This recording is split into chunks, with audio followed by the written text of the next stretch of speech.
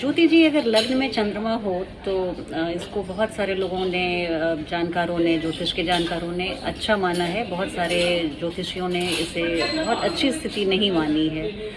तो कैसे आप इसको इंटरप्रेट करती हैं? देखिए, हम सब जानते हैं कि लगन हमारी पर्सनालिटी, हमारा माइंडसेट, कॉन्फिडेंस, लुक्स सबको दिखाता है। और चंद्रमा हमारे मन का कारक है, हम सोचते कैसे हैं। अगर चंद्रमा लगन में है तो हमारी पर्सनालिटी और हमारा सोचने का तरीका एक जैसा है और इसमें कुछ बुरा नहीं है, कोई कोई कन्फ्यूजन नहीं है। प्रॉब्लम कहाँ आती है कि अगर इस पे एफ्लिक्शन हो जाती है, मतलब कि अगर सिचुएशन या सर्कमस्टांसेस बुरे हैं तो हमारा मन भी उसको हैंडल नहीं कर पा रहा। ठीक है। तो इस पर्सपेक्टिव से ये अच्छा नहीं है।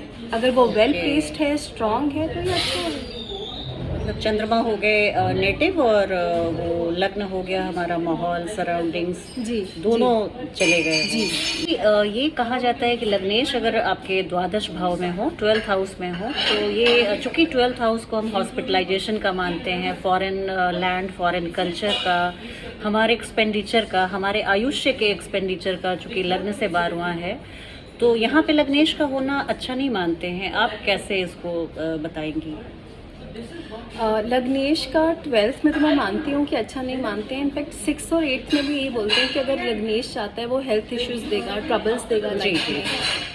पर खाली बात सिर्फ भाव पर आके नहीं रुकती है। अगर हमारा लग्नेश 6, 8 या 12 में जाके बली हो रहा है तो आप वहाँ से भी कुछ अच्छा निकाल के लेके आएंगे। और उपजय भाव में लग्नेश का जाना स्ट्रगल्स, एफर्ट्स ज़रूर देगा, पर ऐसे लोग ही लाइफ में ग्रो करते हैं आगे। और हेल्थ पर्सपेक्टिव से ना ही केवल लग्नेश, अग्नि तत्व राशियाँ, अग्नि तत्व ग्रह भी इक्वली इम्पॉर्टेंट है। ठीक है। अगर उनमें जान है तो हम हेल्थ पे सीधा नहीं आएंगे। अच्छा, एक एग्जाम्पल 12वें भाव में हमारी अग्नि तत्व राशि है, हाँ, वहाँ पे लग्नेश है, हाँ, तो हेल्थ पे आपके और आँच नहीं स्ट्रॉन्ग है वहाँ जाके, अफ्लिक्टेड नहीं है, जी, तो जी, वो जी। बुरी हेल्थ का इंडिकेशन नहीं दे रहा है। ओके। एक एग्जांपल लेते हैं कि जैसे अगर कर्क लग्न है और चंद्रमा 12वें भाव में जेमिनी साइन में है, तो आपको मालूम है कि ऐसे लोग बहुत क्रिएटिव होते हैं। शुक्र को क्रिएटिविटी के लिए देखा जाता है। शुक्र रिप्रेजेंटेशन के लिए, नेम एंड फेम के लिए बहुत अच्छा है, पर जब क्रिएटिविटी की बात आती है तो उसमें चंद्रमा को कोई कम्पीट नहीं कर सकता है। ऐसे लोगों का जो थिंकिंग प्रोसेस होता है, उनकी कम्युनिकेटिव एबिलिटी होती है या लिखने का तरीका होता है, वो आइसोलेशन में ग्रो करता है। चंद्रमा धन भी बहुत दिलाता है। Right right right. अच्छा, तो वहाँ पे अगर चंद्रमा है और बुध से उनका संबंध बन रहा है, तो हो सकता है कि सिबलिंग्स के साथ बहुत अच्छा नहीं है। वो हमारा थर्ड लॉर्ड है, एनिमिटी रखते हैं बुध चंद्रमा के साथ, अफ्लिक्शन में जा रहा है, तो सिबलिंग्स के साथ रिलेशनशिप में बुरा मान सकते हैं। लेकिन जो थिंकिंग प्रोसेस है या जो क्योंकि हमारा मरकरी हमारी इंटेलिजेंस भी है, चंद्रमा हमारा मन है, दोनों जेमिनी में है, तो आप देख सकते हैं कि उनका जो हॉबीज़ होंगी या उनके जो हाथ की कला होगी वो बहुत डिफरेंट होगी। या कुछ ऐसी रचना करें सेक्लूजन में बैठ के जिसकी कोई सानी ना हो। राइट। अगर राहु केतु एक्सिस पे हमारा लग्न आ जाए तो ये कैसी स्थिति, उतार चढ़ाव हमेशा जीवन में बना रहेगा या ये किस तरह से इंटरप्रेट करेंगे हम लोग? राहु केतु को उतार चढ़ाव का कारक माना जाता है और ऐसा माना जाता है कि जो राहु केतु हैं वो केंद्र त्रिकोण में अच्छे हैं, अच्छी बात है, वो राजयोग कारक है। पर मुश्किल कब आती है? मुश्किल तब होती है जब वो लगन के साथ साथ लग्नेश को भी पकड़ ले। ठीक है। तो वो सिचुएशन ऑफ कंफ्यूजन या कोई दाग लगना आपके नाम पर, रेपुटेशन पर, ऐसा दिखा सकते हैं। पर अगर उन्होंने लगन के साथ साथ लग्नेश को या भाव के साथ साथ भावेश को नहीं पकड़ा है, जो अच्छे भाव हैं, डिग्री भी बहुत ज़्यादा डिफरेंस है, तो कोई प्रॉब्लम नहीं आती है। इनफैक्ट ये देखना भी ज़रूरी है कि आपका लग्नेश कौन है।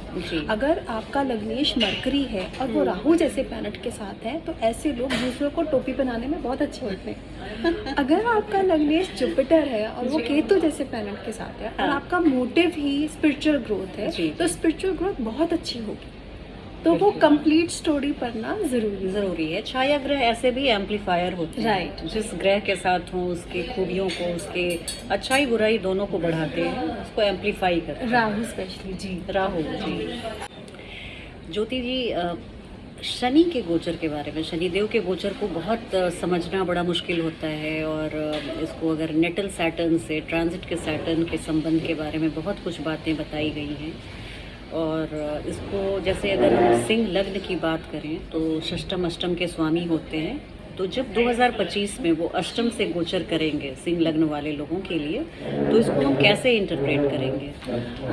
जैसे कि हम दोनों ही नितिन सर के स्टूडेंट हैं और जी। हमने उन्हीं से ट्रांजिट सीखा है। जी। सर ने हमें गोचर दो तरह से करवाया था। एक होता है कि प्लैनेट कौन से भाव या भावीज से निकल रहे हैं, उसके जी। ऊपर से निकल रहे हैं। एक होता है वो कौन से प्लैनेट से गुजर रहे हैं। जी। शनि का गोचर सिर्फ सूर्य के ऊपर से अच्छा है। तो मतलब कि जब वो भी काम धंधे के काम के लिए, जब वो मेरी सेहत सर ने बताया कि उसमें भी खराब होगी। जी राइट।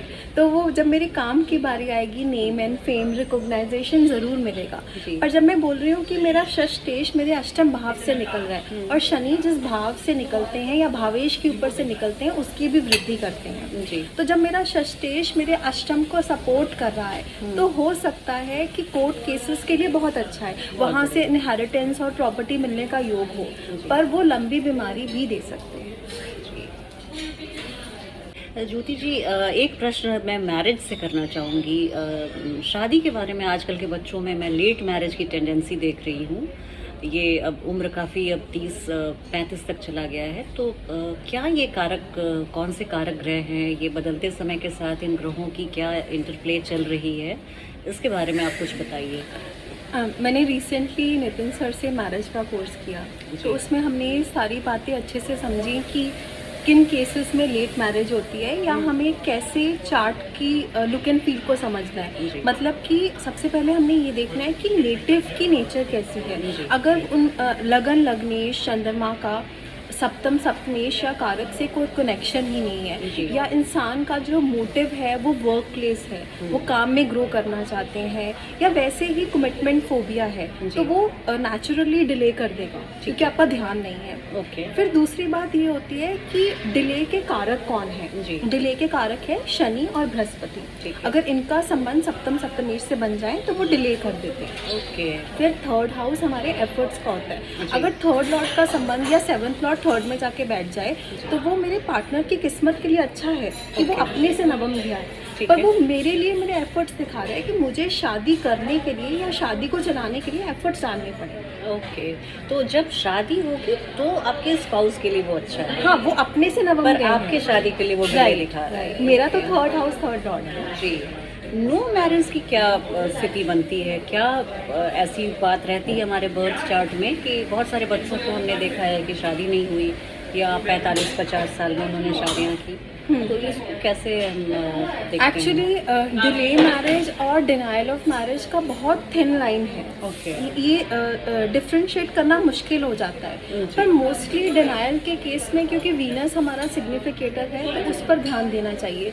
जब वीनस का संबंध सैटर्न और चंद्रमा से हो जाए, उन्हीं की राशियों में हो जाए, या शुक्र चंद्रमा की राशि में बैठे हैं और सूर्य आगे या पीछे वाले भाव में है, या वीनस D9 में भी कम्प्लीटली डिस्ट्रॉयड है, वीनस D60 में अच्छी नहीं है, वो मेलेफिक साइन में गए हैं, वो मेलेफिक प्लैनेट्स के साथ हैं, या सन सैटर्न का एसोसिएशन सप्तम सप्तमेश से बन जाए, मतलब कि सूर्य लगन में है, शनि सप्तम में है, चाहे इसमें शनि योग कारक हो जेमिनी असेंडेंट के लिए। इन केसेस में भी मैंने देखा है कि डिनाइल हो जाता है। मंगल शनि का सूर्य की संबंध भूमिका भी आपने यहाँ पे देखी कि बहुत है, प्रमुख है। राइट, जबकि हम लोग सूर्य को उसकी गणना ही नहीं करते थे। बिल्कुल। जी।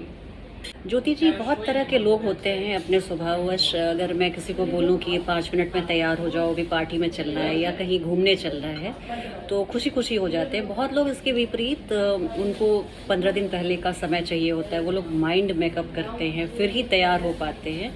तो ये ग्रहों की क्या व्यवस्था होती है कि लोगों का नेचर इतना चेंज, परिवर्तित कर देते हैं? जैसे हम किसी की भी पर्सनालिटी और नेचर उसके लगन लग्नेश से देखते हैं, तो जो जुपिटर और सैटर्न है वो थोड़े धीर गंभीर प्लैनेट है, वो स्लो मूविंग है, सोच के सब काम करते हैं। अगर मेरा संबंध जुपिटर के साथ है तो मैं ऑप्टिमिस्टिक तो हूँ, पर I take my own sweet time to do something, ऐसे ही सैटर्न है। अब Mercury, Venus, moon fast moving planets हैं, जी। यूथफुल प्लैनेट्स हैं। जी। तो अगर मेरे लगन लग्नेश का संबंध इनके साथ है तो मैं ज़्यादा सोचूंगी नहीं, एडवेंचरस हूँ, जल्दी काम करना चाहती हूँ। लग्नेश का फास्ट मूवेबल साइंस में जाना, जी। अग्नि तत्व राशियों में जाना, अग्नि तत्व ग्रहों के साथ बैठना, जैसे कि सूर्य और मंगल, ये एडवेंचरस प्लैनेट्स हैं। ये लाइफ में कुछ जल्दी करना चाहते हैं, मंगल स्पेशली, वो करते पहले हैं, सोचते बाद में है। जी जी। तो अग्नि तत्व राशियाँ, अग्नि तत्व ग्रह, fast moving science, fast moving planets, ऐसे लोग बाद में प्लान नहीं भी बना है तब भी वो उसमें कूद पड़ेंगे। और जो शनि मंगल है या फिक्स्ड राशियाँ हैं, इनफैक्ट पृथ्वी तत्व है, जी। पृथ्वी को हिलाना तत्व, मुश्किल है। हाँ। तो पृथ्वी आसन भारी होता है। सिस्टमैटिक होती है, जी। ऐसा करना है, पहले फिर ऐसा appointment, फिर Right, सोचना, right। जी। तो उनके लिए उनको ये बोलना कि इम्प्रॉम्प्टली ये प्लान है, ऐसा करेंगे तो उनसे नहीं होगा। नहीं होगा, हाँ। ज्योति जी, ये मैं केतु के बारे में आपसे बात करना चाहूँगी। केतु को हम सभी बहुत स्पिरिचुअल प्लैनेट के रूप में जानते हैं, मोक्ष कारक बोलते हैं, और इनके बारे में बहुत सारी बातें कही गई हैं। पर मैंने जो अपने पर्सनल एक्सपीरियंस में देखा, अपने अनुभव में पाया कि केतु बहुत मटेरियलिस्टिक रिजल्ट देने में भी कामयाब रहते हैं, और उनमें बहुत काबिलियत है कि हम भौतिक जो परिणाम आते हैं हमारे जीवन में, वो भी वो देने में पूरी तरह से सक्षम हैं। मैंने लोगों को रंग से राजा होते हुए देखा है, शादियाँ होते देखी हैं केतु की महादशा अंतरदशा में, बच्चे होते देखे हैं, मकान बनाते, हेवी पे पैकेज सैलरी लेते हुए देखा है, जॉब का मिलना देखा है। तो इसको कैसे इंटरप्रेट करेंगे आप? देखिए, जब भी हम किसी प्लैनेट के रिजल्ट्स देखते हैं तो उस केस में उसका डिस्पोजिटर बहुत इम्पॉर्टेंट है। जी। पर राहु केतु के केस में क्या है, यही सबसे ज़्यादा बहुत इम्पॉर्टेंट है। ओके। क्योंकि वो जिस राशि में बैठते हैं, जिस प्लैनेट के साथ बैठते हैं, अगर वो स्ट्रॉन्ग है, कुंडली के लिए अच्छा है, तो जी। उनकी रिजल्ट गिविंग एबिलिटी बहुत अच्छी हो जाएगी। जी। राहु केतु को केंद्र त्रिकोण में अच्छा माना जाता है कि वो राजयोग कारक होते हैं, क्योंकि वो अच्छी बात अच्छे भाव हैं। जी। तो अगर उन्होंने अच्छी एनर्जी ली है तो वो अच्छे रिजल्ट्स देंगे, ओके। प्रोवाइडेड वो उस भाव के साथ साथ भावेश को नहीं पकड़े। अच्छा। अगर कर्क लगन है जी। और मेरे केतु 4th हाउस में बैठे हैं और है। साथ में ही वीनस बैठ के, जी। जी। तो केतु जो कि मोक्ष को दिखाते हैं, जो स्पिरिचुअल बातों को दिखाते हैं, अब जी। उन्होंने मेरे भाव, भावेश और शुक्र, क्योंकि फोर्थ कारक भी हैं, जी। तीनों बातों को पकड़ लिया। तो अब यहाँ पे मदर के साथ रिलेशनशिप, कंफर्ट एंड कन्वीनियंस में कमी दिखाएंगे। ओके। पर अगर वीनस जी। इस केस में मान लीजिए 9th हाउस में, 9th हाउस में उच्च exalted, के हो जाते मीन हैं। राशि के शुक्र तो हैं। अब केतु ने 4th लॉर्ड को नहीं पकड़ा है और मेरा 4th लॉर्ड वेल प्लेस्ड है, एक्सॉल्टेड है। ओके। तो अब जब केतु का पीरियड आएगा, जी। अब हम बोलेंगे कि केंद्र में बैठे हुए केतु की दशा बहुत अच्छी होगी। हाँ, और उनके भावेश त्रिकोण में आ रहे हैं। राइट। अच्छा। जी। जी। और उस केस में शुक्र ना ही मेरे 4th लॉर्ड है बल्कि मेरे 11th लॉर्ड भी है। 11th लॉर्ड भी हैं, तो लाभ भाव भी दिखाएंगे। जी। इच्छा पूर्ति के जी। भाव के भावेश हैं। तो मेरा धन, प्रॉपर्टी, कंफर्ट, कन्वीनियंस फादर के थ्रू, भाग्य के थ्रू, हायर एजुकेशन के थ्रू मुझे मिलता रहे। जी। और यहाँ पर वो मटेरियलिस्टिक हमारा गेन जी, दिखाने बिल्कुल लगे। बिल्कुल। इनफैक्ट आपका मन भी जैसे malefic in the 4th house को दिखाते हैं कि मन में खोट है, जी। आप किसी के लिए अच्छा नहीं सोचते हैं। अगर ठीक है। शनि मंगल जैसे मेलेफिक ग्रह 4th हाउस में बैठे हैं तो जी। वो मन में खराबी लेके आते हैं, मेंटल कंफर्ट, पीस को, इनर पीस की डिस्ट्रक्शन करते हैं। ओके। पर केतु, राहु केतु क्योंकि अपने डिस्पोजिटर के रिजल्ट्स देते हैं, वो एक्सॉल्टेड है। बहरूपिया ग्रह हैं, हाँ। वो वैसा ही रूप धारण करते हैं। जी जी। तो वो 9th हाउस में बैठा है, तो अब ये स्पिरिचुअल टेंडेंसी भी साथ में दे सकता बहुत बढ़िया, बहुत बढ़िया। है। जी।